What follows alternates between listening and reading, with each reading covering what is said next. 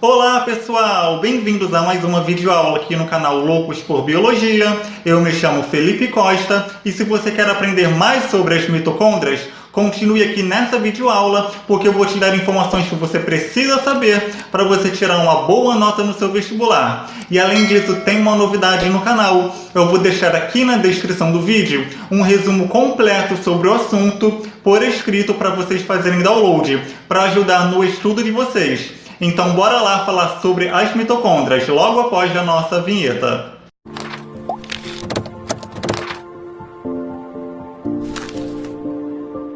E o que é mitocôndria? Muito simples. A mitocôndria é uma organela membranosa formada por duas membranas e a gente só encontra nas células eucariotas, ou seja, as células procariotas não têm mitocôndria. Então, repetindo, mitocôndria é uma organela citoplasmática formada por duas membranas que a gente encontra nas células eucariotas.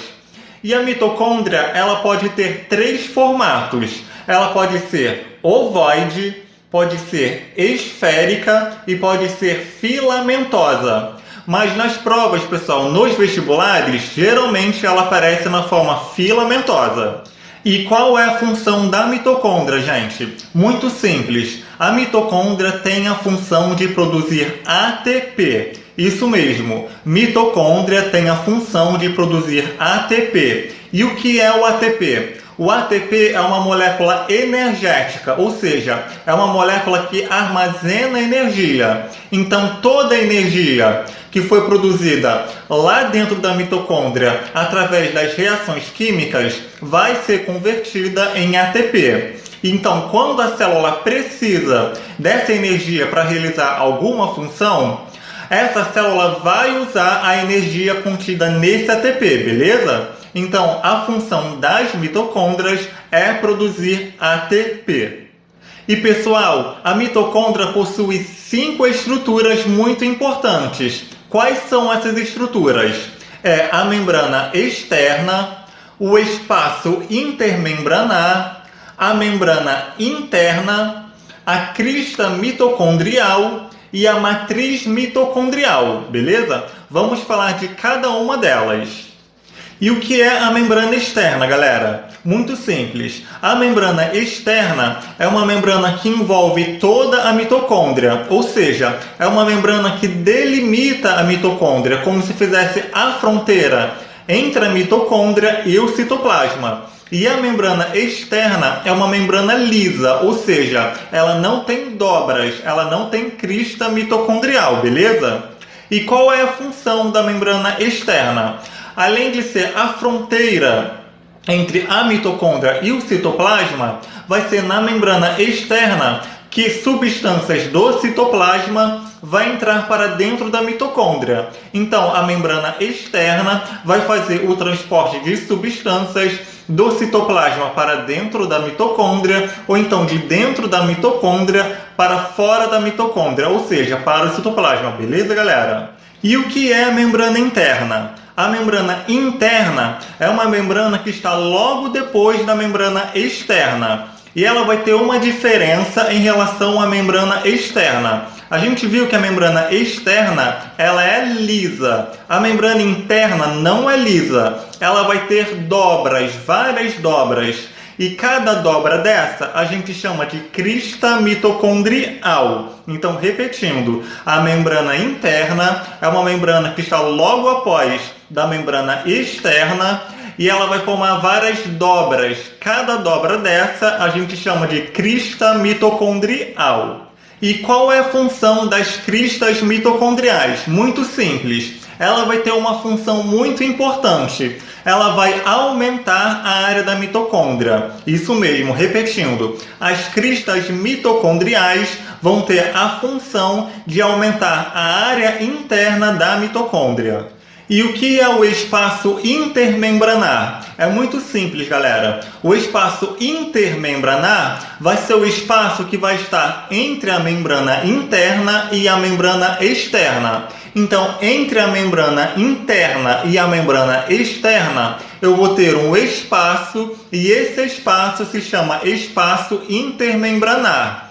E é nesse espaço que as moléculas que saíram do citoplasma e entraram para dentro da mitocôndria vão ficar armazenadas. E é por isso que o espaço intermembranar e o citoplasma têm uma composição muito semelhante, porque muitas moléculas vão sair do citoplasma, vão entrar para dentro da mitocôndria e vão ficar armazenadas nesse espaço intermembranar. E o que é a matriz mitocondrial? A matriz mitocondrial é um espaço dentro da mitocôndria que vai estar dentro da membrana interna. Então, vou ter a membrana interna e dentro da membrana interna eu tenho a matriz mitocondrial. E o que é a matriz mitocondrial? Ela é uma substância gelatinosa parecida com o citoplasma e que nessa substância gelatinosa eu vou ter ribossomos, eu vou ter DNA, eu vou ter RNA, eu vou ter enzimas, eu vou ter proteínas que são produzidas pela mitocôndria. Então, repetindo, matriz mitocondrial é um espaço que está dentro da membrana interna e que é uma substância gelatinosa e que eu vou ter ribossomos, vou ter DNA mitocondrial, vou ter RNA, vou ter enzimas e vou ter proteínas produzidas pela própria mitocôndria, beleza? E aqui, galera, agora para vocês verem como que é a estrutura da mitocôndria. Tudo isso aqui por fora, ó, toda essa capa é a membrana externa, beleza? Então, tudo que estiver aqui por fora, ó, revestindo a mitocôndria, vai ser a membrana externa. E relembrando, a função da membrana externa é delimitar a mitocôndria, ou seja, formar uma fronteira entre o interior da mitocôndria e o citoplasma, e também auxilia nas trocas de substâncias entre o citoplasma e o interior da mitocôndria, beleza? E aqui, galerinha, tudo isso aqui em amarelo é a membrana interna. E cada dobra dessa, ó, que essa membrana interna faz, a gente chama de cristas mitocondriais. Então, todas essas dobras, ó, aqui, todas essas dobras aqui são as cristas mitocondriais. E qual é a função das cristas mitocondriais? Aumentar a superfície interna da mitocôndria, beleza, pessoal? E entre a membrana externa e a membrana interna, galera, tem aquele espaço que eu falei para vocês, que é o espaço intermembranoso. Todo esse espaço aqui, ó, todo esse espaçozinho aqui, que está entre a membrana externa e a membrana interna, é o espaço intermembranoso. E é nesse espaço intermembranoso que todas as substâncias que saem do citoplasma e entram dentro da mitocôndria ficam reservadas aqui nesse espaço, beleza? E aqui dentro, em azul, tudo isso aqui em azul é a matriz mitocondrial. Então, a matriz mitocondrial, ó, fica dentro da membrana interna. Então, a membrana interna cria um espaço e delimita esse espaço dentro dela, que a gente chama de matriz mitocondrial. E é na matriz mitocondrial que a gente encontra ribossomos, encontra DNA, encontra RNA, encontra proteínas, encontra enzimas que estão envolvidas na síntese do ATP, beleza, galerinha? Então, esse daqui é o esquema geral da forma da estrutura das mitocôndrias. E uma informação muito importante em relação às mitocôndrias, galera, é que elas podem se autoduplicar, ou seja, eu tenho uma mitocôndria e essa mitocôndria sozinha, sem a ajuda do núcleo da célula, ela pode gerar outra mitocôndria. E por que ela tem essa capacidade? Porque as mitocôndrias, ela tem o seu próprio DNA e o seu próprio RNA. Ou seja, ela pode se autoduplicar. Ela mesma pode gerar outra mitocôndria sem precisar dos genes do núcleo. Porque ela já tem o DNA próprio dela e esse DNA tem genes que vão garantir que essa mitocôndria gere outra sem precisar do DNA contido no núcleo dessa célula, beleza? E se a mitocôndria tem ribossomos e tem RNA, significa que ela pode produzir as suas próprias enzimas e as suas próprias proteínas sem precisar dos genes contidos no núcleo da célula. E galera, como que as mitocôndrias surgiram? Ou seja, qual que é a origem das mitocôndrias? Existe uma teoria chamada teoria endossimbiótica das mitocôndrias. O que essa teoria fala, gente? Primeiro vamos entender o que é endossimbiose.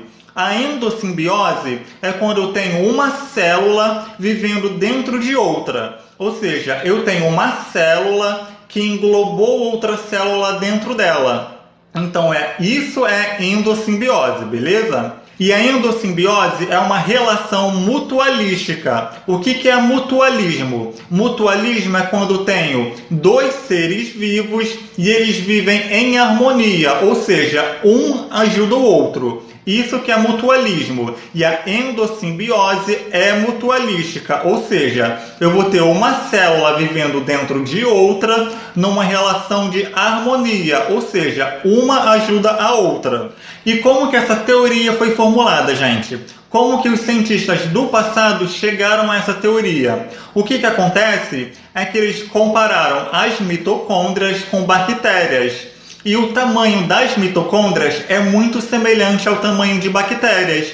Então, esse foi um dos motivos dos cientistas acharem que as mitocôndrias surgiram de bactérias, beleza? E também tem outro aspecto. As bactérias, gente, tem um tipo de DNA que a gente chama de DNA circular. É um DNA que ele forma um círculo. A gente encontra nas bactérias. E nas mitocôndrias a gente também encontra o DNA circular. Então, mais um motivo para eles formularem essa teoria de que as mitocôndrias surgiram de bactérias. Além disso, as mitocôndrias elas possuem ribossomos pequenos. Os ribossomos pequenos são característicos de bactérias.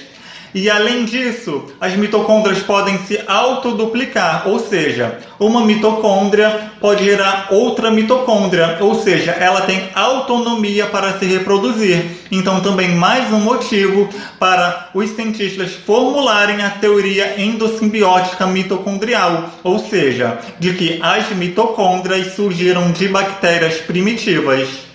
E aqui, pessoal, para vocês entenderem melhor sobre a teoria endossimbiótica das mitocôndrias. Essa daqui é a bactéria primitiva.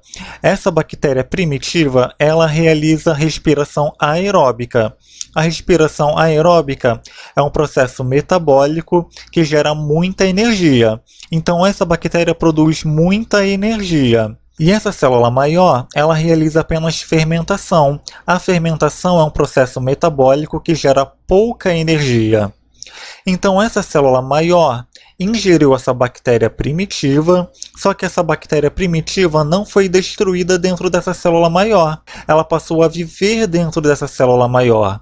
Ou seja, ocorreu a endossimbiose. Então isso que é endossimbiose é quando eu tenho um ser vivo vivendo dentro de outro ser vivo, beleza? E a endossimbiose é uma relação mutualística. Por quê? Porque ambos os seres vivos se beneficiam.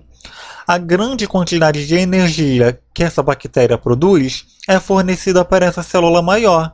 E essa célula maior serve de abrigo e defesa para essa bactéria. E além disso, essa célula maior fornece nutrientes para essa bactéria, beleza? Então, por isso que é uma relação mutualística, porque ambos os seres vivos se beneficiam. E essa bactéria, depois de um tempo, se transformou em uma mitocôndria, beleza, pessoal? E uma informação muito importante, gente, é na abundância das mitocôndrias. As células do sistema nervoso e as células musculares são ricas em mitocôndrias. E por que elas são ricas em mitocôndrias? Porque essas células precisam de muita energia.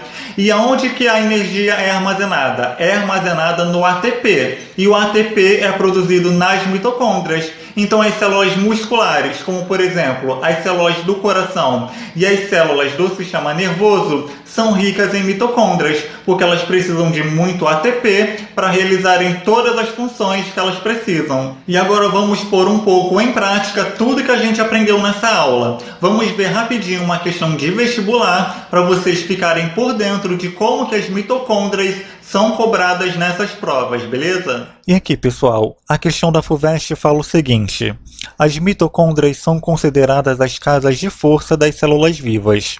Tal analogia refere-se ao fato de as mitocôndrias Então a questão quer saber por que as mitocôndrias são chamadas de casas de força. Vamos ver as alternativas. Letra A. Estocarem moléculas de ATP produzidas na digestão de alimentos? Não, pessoal. A gente viu que o ATP não é produzido na digestão de alimentos. O ATP ele é produzido através do conjunto de reações químicas que ocorre lá no interior da mitocôndria. Então, não é através da digestão de alimentos. B. Produzem ATP com utilização de energia liberada na oxidação de moléculas orgânicas. Sim, pessoal, é a alternativa correta. A gente viu que as mitocôndrias elas produzem ATP através de um conjunto de reações químicas de oxidação que ocorrem no interior da mitocôndria. Então, a alternativa correta é a alternativa B. Elas são chamadas de casas de força porque elas produzem ATP. E o ATP é uma molécula rica em energia. Beleza, pessoal? E essa foi a videoaula de hoje, pessoal. Espero que tenham gostado. Deixe o like de vocês aqui embaixo do vídeo. Se inscrevam aqui no Loucos por Biologia e fiquem por dentro de todos os materiais que vão ser postados aqui no canal para você poder garantir a sua vaga na tão sonhada universidade. Um abraço e fiquem com Deus.